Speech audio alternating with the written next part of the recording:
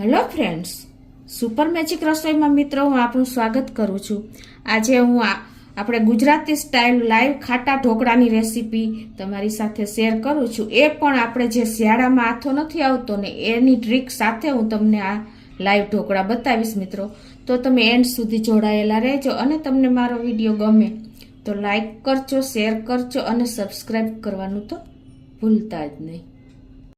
તો મિત્રો, શિયાળાની ઠંડીમાં આપણને ગરમા ગરમ લાઈવ ઢોકળા, ખાટા ઢોકળા મળી જાય, રૂ જેવા પોચા એકદમ, અને એ પણ આથા લાવવાની ટ્રીક સાથે। શિયાળામાં આપણને મોસ્ટ ઓફ આથો લાવવાનો જ પ્રોબ્લેમ થાય છે, કેમ કે ઠંડી હોય છે ને તો આથો નથી આવતો।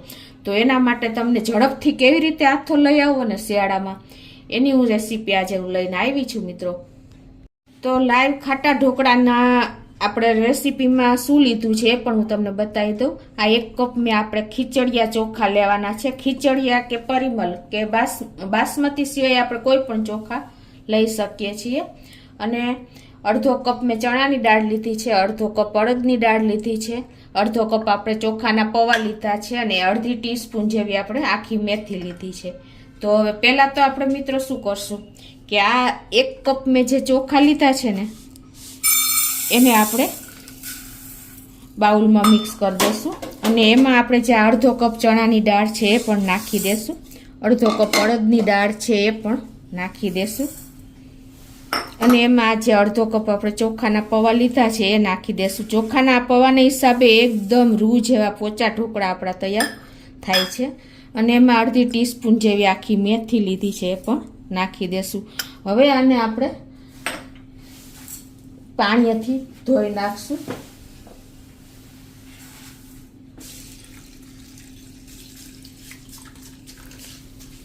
આ રીતે મિક્સ કરીને આપણે 2 થી 3 પાણીએ, જ્યાં સુધી આ ડોળું પાણી તાજું થાય ને ત્યાં સુધી આપણે પાણીથી ધોઈ નાખશું। તો આ રીતે આપણે જે 3 થી 4 પાણીએ ધોઈ નાખ્યા છે, અને હવે એમાં આપણે પાણી નાખીને એને આપણે 3 થી 4 કલાક પલળવા દેશું। આ રીતે ઢાંકી દેશું। તો આપણે જો આ દાળ ચોખા પલાળ્યા ને એને 4 થી 5 કલાક થઈ ગઈ છે, અને આપણા દાળ અને ચોખા બંને જો પલળી ગયા છે। આ રીતે તમે નખથી કાપશો એટલે ઇઝીલી તમારે બાઇટ્સ થઈ જશે જો। તો હવે એને આપણે એક વાસણમાં નિતારી લેશું ચારામાં।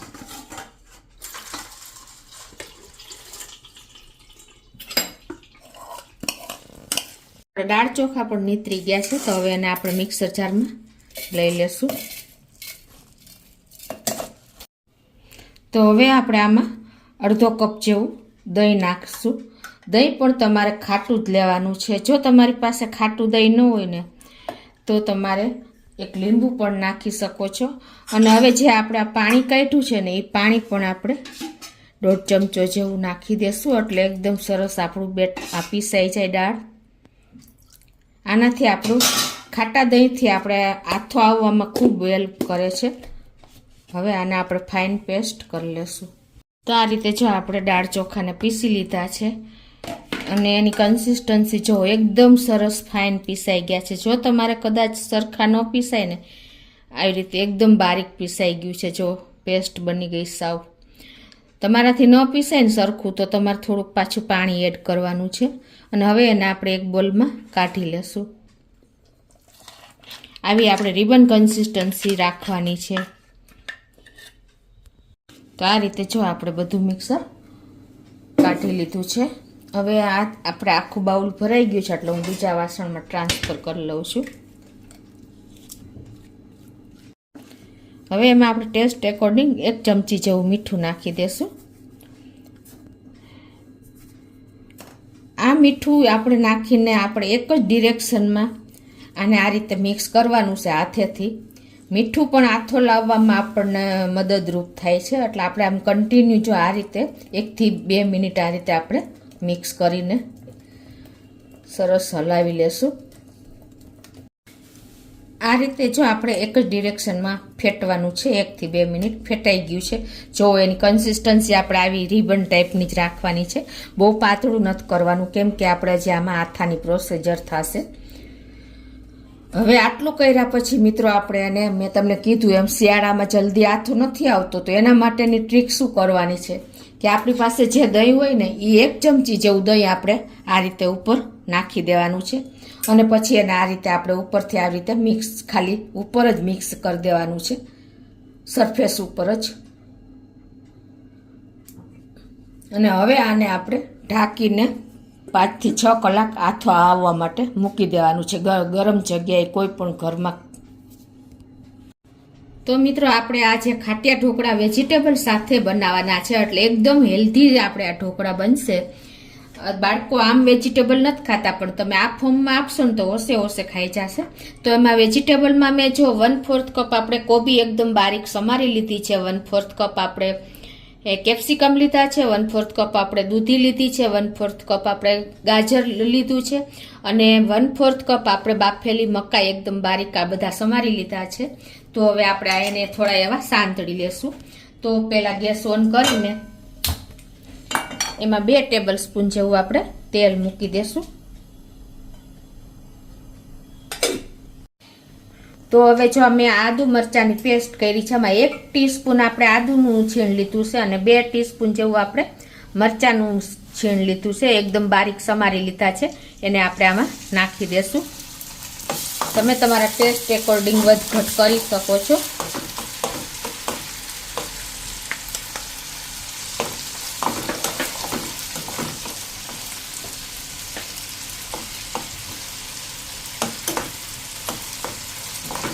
અને આપણી આ પેસ્ટ પણ સંતળાઈ ગઈ છે. તો હવે એમાં આપણે જે બારીક સમારેલા શાકભાજી છે એ બધાય આપણે નાખી દેશું. તો પહેલાં તો આપણે દૂધી નાખશું અને ગાજર પણ નાખી દેશું અને આપણે કોબી જ લીધું છે એ નાખી દેશું અને કેપ્સિકમ અને આ મકાઈ આપણે બાફેલી લીધી છે. આ બધા શાકભાજી આપણે નાખી દેશું અને એને આપણે 2 થી 3 મિનિટ સાંતળી લેશું. ઓવરકુક નથી કરવાના, લાઈટ જ આપણે થોડા એવા કુક કરશું. હવે આમાં આપણે ટેસ્ટ એકોર્ડિંગ 1 ટીસ્પૂન જેવું મીઠું નાખી દેશું, કેમ કે આપણે ઢોકળાના બેટરમાં પણ મીઠું જ નાખેલું છે, એટલે કેર કરીને આમાં આપણે શાકભાજી પૂરતું જ નાખશું. આ રીતે તમે સાંતળીને જો આપણે ઢોકળામાં એડ કરશું ને તો એનો ટેસ્ટ અનેક ગણો વધી જશે. તો જો આપણા શાકભાજી પણ કૂક થઈ ગયા છે, આ રીતે લાઇટ જ કરવાના છે. તો હવે હું ગેસ બંધ કરી દઉં છું. તો મિત્રો જો આપણે આ બેટરને આથો આપવા 4 થી 5 કલાક થઈ ગઈ છે અને જુઓ તમે આપણો એકદમ સરસ આથો આવી ગયો છે, કેમ કે આપણે ઉપર જે દહીં જો સ્પ્રેડ કર્યું હતું ને એને હિસાબે જલ્દી આથો આવી જાય છે. અને જો એર પોકેટ પણ બની ગયા છે. જુઓ તમે કેટલો મસ્ત આથો આવી ગયો છે ને, તમને ખ્યાલ આવી જતો હશે.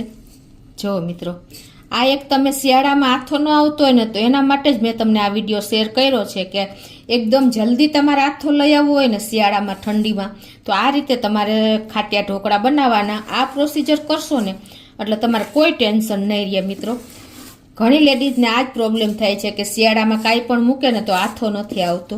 તો હવે આમાં આપણે 1/2 ટીસ્પૂન જેવી હળદર નાખી દેશું અને મીઠું તો આપણે ઓલરેડી નાખી જ દીધું છે. હવે એમાં આપણે બેલેન્સ કરવા માટે અને ટેસ્ટ એકદમ યુનિક આવે એના માટે આપણે 2 ટેબલ સ્પૂન જેવી દળેલી ખાંડ પણ નાખી દેશું અને આપણે જે આ શાકભાજી બધા સાંતળા છે ને એ પણ આપણે આમાં એડ કરી દેશું.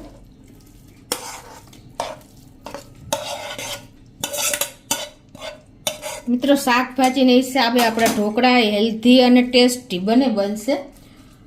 અને હવે એમાં આપણે થોડી એવી ધાણાભાજી પણ તમારા ટેસ્ટ એકોર્ડિંગ તમે નાખી શકો છો. હવે આ બધું આપણે સરસ મિક્સ કરી લેશું.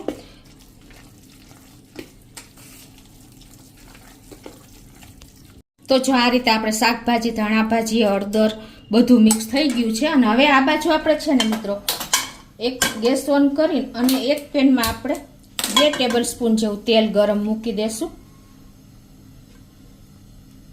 મિત્રો આ તેલ તો આપણે ઢોકળામાં નાખશું ને એટલે આપણે ઠંડા થશે ને ઢોકળા તો પણ ડૂચો નહીં વળે, એકદમ એવા ને એવા સોફ્ટ અને તમને ગળે લપસી જાય ને એવા તૈયાર થશે.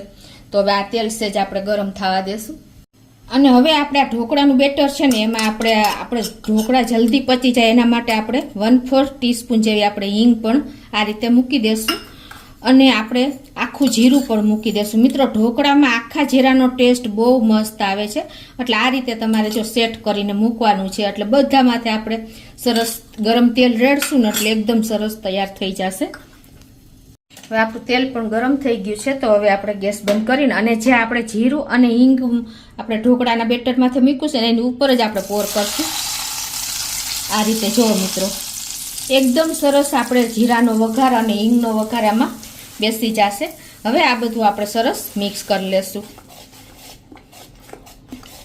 આ રીતે જો આપણે મિક્સ કરી લીધું છે. હવે આ બાજુ આપણે ગેસ ઓન કરીને એક આપણે જેમાં સ્ટીમર મૂકવું હોય ને પાણી એમાં મૂકી દેવાનું છે. તો ઢોકળિયું હોય કે કોઈ પણ તમારી પાસે પેન હોય એમાં હું અત્યારે 3 કપ જેવું પાણી મૂકું છું અને આને આપણે ગરમ થવા દેશું ઢાંકીને. આપણું પાણી ગરમ થાય છે ને ત્યાં આપણે જે થાળીમાં ઢોકળા ઉતારવા હોય ને એ થાળીને આપણે સેજ આપણે તેલ નાખીને ગ્રીસ કરી લેશું આ રીતે. એટલે આપણે ઢોકળા સ્ટીકી ન થાય. થાળી પણ જો આપણી ગ્રીસ થઈ ગઈ છે. અને હવે આપણે જેટલા ઢોકળા ઉતારવા હોય ને એટલામાં જ આપણે સોડા મિક્સ કરવાનો છે મિત્રો. ખાસ તમે આ નોટ કરજો. તો અત્યારે હું થાળીમાં સમય એટલું જ બેટર લઉં છું. અને એમાં આપણે 1/4 ટીસ્પૂન જેટલો આપણે બેકિંગ સોડા નાખી દેશું.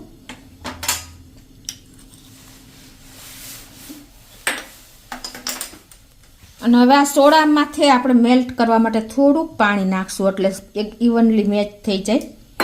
અને હવે એને આપણે આ રીતે મિક્સ કરી લેશું બેટરમાં. આ રીતે જો આપણે સોડા પણ મિક્સ કરી લીધો છે અને આપણું બેટર જો એકદમ ફ્લફી થઈ ગયું છે. જો એની કન્સિસ્ટન્સી આ રીતે તમે જે થાળી ઉતારવી ને એટલામાં જ આપણે સોડા મિક્સ કરવાનો છે. પહેલાં અગાઉ નથી કરી લેવાનો. હવે આપણે જે થાળી ગ્રીસ કરી છે ને એમાં આપણે આ બેટર નાખી દેશું.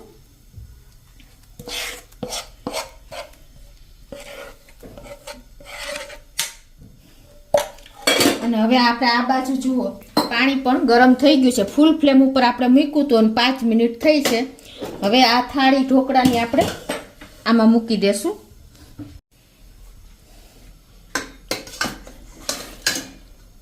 આ રીતે સેન્ટરમાં મૂકી દેવાની છે. કાંઠો મેં નીચે મૂકી દીધો છે. અને હવે એને ઢાંકીને આપણે ફૂલ ફ્લેમ ઉપર 12 મિનિટ થવા દેશું. હવે આપણે ઢોકળા માટેની સ્પેશિયલ ચટણી બનાવીએ છીએ. તો એમાં જો મેં 8 થી 9 કળી લસણની અમે થોડા ઓઇલમાં રોસ્ટ કરી લીધી છે. અને 3 ટેબલ સ્પૂન જેવી મેં રોસ્ટ કરેલી સિંગ પણ છે. અને 3 ટેબલ સ્પૂન આખા કોપરાનું છીણ મેં કરી લીધું છે. આ ત્રણેય વસ્તુને આપણે મિક્સર જારમાં ચટણી બનાવવા માટે નાખી દેશું. તો હવે આમાં આપણે 1 ટીસ્પૂન જેવું સોલ્ટ એટલે કે મીઠું પણ નાખી દેશું. અને 1.5 ટેબલ સ્પૂન આપણે કાશ્મીરી લાલ મરચું નાખશું. તમે તમારા ટેસ્ટ એકોર્ડિંગ વધઘટ કરી શકો છો. હવે આને આપણે મિક્સરમાં પલ્સ મોડ ઉપર ફેરવવાનું છે. એકદમ બારીક નથી કરવાનું. તો આ રીતે જુઓ આપણી એકદમ દરદરી ચટણી તૈયાર થઈ ગઈ છે. જુઓ એનું ટેક્સચર જુઓ. આ ચટણી ઢોકળા સાથે બહુ મેચ થાય છે અને ટેસ્ટી પણ એવી જ લાગે છે મિત્રો. આપણે ઢોકળા મૂક્યા ને એને 12 મિનિટ જેવું થઈ ગયું છે. અને જુઓ આપણા ઢોકળા પણ એકદમ ફૂલીને તૈયાર જ થઈ ગયા છે. ચેક કરી લઈએ આપણે સેન્ટરમાં. આ રીતે તમે ચપ્પુ લગાવશો અને જો ક્લીન નીકળે છે એટલે આપણા ઢોકળા રેડી જ થઈ ગયા છે. તો હવે ગેસ બંધ કરીને આપણે એને બહાર લઈ લેશું. અને હવે આને આપણે ઠંડા થવા દેશું. તો આપણા ઢોકળા પણ ઠંડા થઈ ગયા છે. જો પ્લેટ. અને હવે એની આપણે ઉપર તેલ લગાવી દેશું આ રીતે.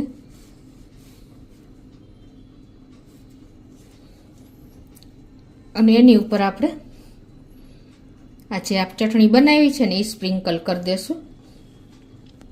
તમે જે ખાતા હોય એ પ્રમાણે તીખાસ પ્રમાણે વધઘટ કરી શકો છો. અને હવે એને આપણે કટ કરી લેશું.